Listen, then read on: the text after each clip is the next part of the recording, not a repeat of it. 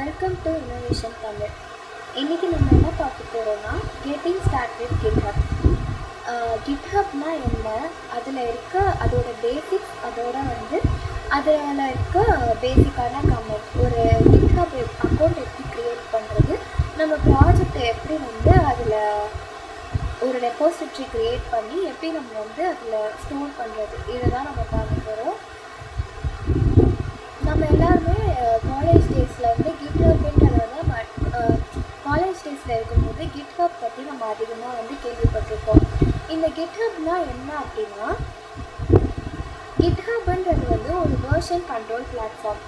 அதாவது டெவலப்பர்ஸ் அவங்களுடைய கோடை ஸ்டோர் பண்ணுறதுக்கு, மேனேஜ் பண்ணுறதுக்கு, அதுக்கப்புறம் கொலாபரேட் பண்ணுறதுக்கு இந்த கிட்ஹப் யூஸ் பண்ணுவாங்க. இந்த கிட்ஹப்பை நம்ம யூஸ் பண்ணணும் அப்படின்னா, நம்ம கிட்ன்ற ஒரு சாஃப்ட்வேரை நம்ம வெர்ஷன் கண்ட்ரோல் சிஸ்டம், அந்த கிட்ன்ற வெர்ஷன் கண்ட்ரோல் சிஸ்டமை வச்சு தான் நம்ம கிட்ஹப்பை யூஸ் பண்ண முடியும். இது எதுக்காக நம்ம யூஸ் பண்ணுவோம் அப்படின்னா, நம்ம நம்மளோட ப்ராஜெக்டில் இருக்க கோட், நம்ம ப்ராஜெக்டில் யூஸ் பண்ணுற கோடை ட்ராக் பண்ணுறதுக்கு தான் நம்ம யூஸ் பண்ணுவோம்.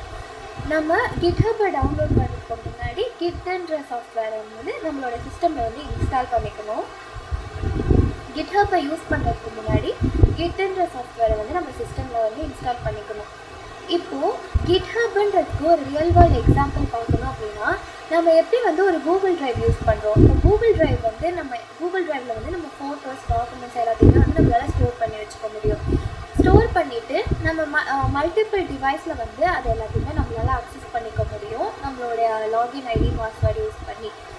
அதே மாதிரி நம்ம அப்லோட் பண்ணணுன்னாலும் நம்மளோட ட்ரைவில் அப்லோட் பண்ணிக்க முடியும்.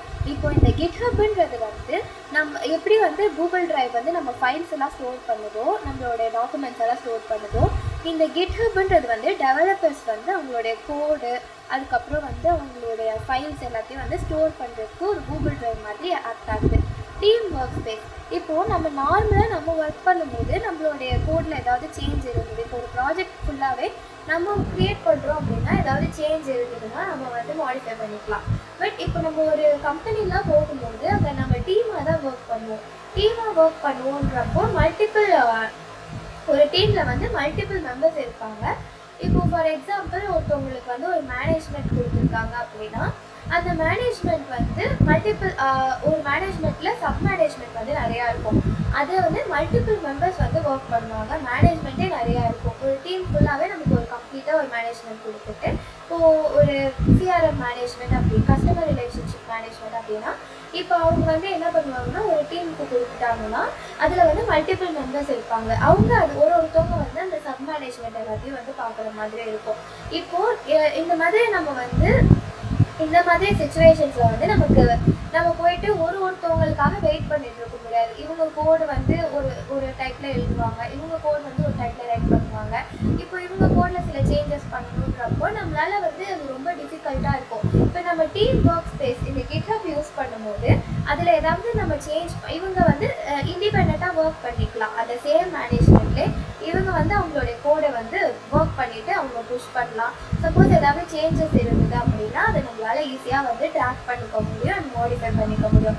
அதுக்காக யூஸ் பண்ணுறோம். இது ஆக்சுவலாக இன்னொன்று எப்படி யூஸ் பண்ணிக்கலாம் அப்படின்னா, இது ஒரு டெவலப்பர்ஸ்க்கு ஒரு போர்ட்ஃபோலியோ மாதிரி. இப்போ அவங்களுடைய ஒர்க், அவங்க பண்ணுற ப்ராஜெக்ட் எல்லாத்தையுமே என்ன பண்ணிக்கலாம் அப்படின்னா, இந்த கிட்ஹப்பில் நம்மளால் ஷோகேஸ் பண்ணிக்க முடியும். நம்ம பண்ண ப்ராஜெக்ட், நம்ம ஒர்க் பண்ணது எல்லாத்தையுமே நம்மளால் ஷோகேஸ் பண்ணிக்க முடியும். ஏன் நம்ம கிட்ஹப் யூஸ் பண்ணணும் அப்படின்னா, இப்போ சொன்ன மாதிரி வெர்ஷன் கண்ட்ரோல்ன்றது எதுக்கு நம்ம யூஸ் பண்ணுறோம் அப்படின்னா, நம்ம என்னென்ன சேஞ்ச் பண்ணியிருக்கோம் ஒரு கோடில் அதெல்லாம் ட்ராக் பண்ணுறதுக்கு. அதே மாதிரி நம்ம ப்ரீவியஸ் வெர்ஷனுக்கு நம்மளால் என்ன பண்ணிக்க முடியும் அப்படின்னா ரோல் பேக் பண்ணிக்க முடியும். கொலாபரேஷன், மல்டிபிள் டெவலப்பர்ஸ் நம்மளால் சேம் ப்ராஜெக்டில் ஒர்க் பண்ண முடியும். பேக்கப் அண்ட் செக்யூரிட்டி, நம்மளோட இப்படி நம்மளுடைய ஃபோட்டோஸ், வீடியோஸ் எல்லாத்தையும் எப்படி டாக்குமெண்ட்ஸ் எல்லாத்தையும் நம்ம ட்ரைவில் ஸ்டோர் பண்ணுறோமோ, இதுவும் நம்ம என்ன பண்ணிக்கலாம் அப்படின்னா க்ளவுடில் நம்மளுடைய ஒர்க் எல்லாத்தையும், நம்மளோட ப்ராஜெக்ட் எல்லாத்தையும் ஸ்டோர் பண்ணிக்க முடியும். ஒரு பேக்கப் மாதிரி இருக்கும்.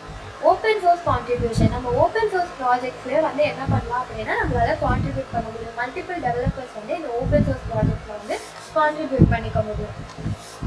இதில் இருக்க மெயினான ஃபீச்சர்ஸ் அப்படின்னு பார்த்தோம் அப்படின்னா, ஃபோர்க்கிங் அப்படின்றது வந்து நம்மளால வந்து இன்னொருத்தவங்களுடைய ரெப்போசிட்டரியை வந்து நம்மளால காப்பி பண்ணி நம்ம க்ளோன் பண்ணிக்க முடியும் நம்ம ஓன் சிஸ்டமில்.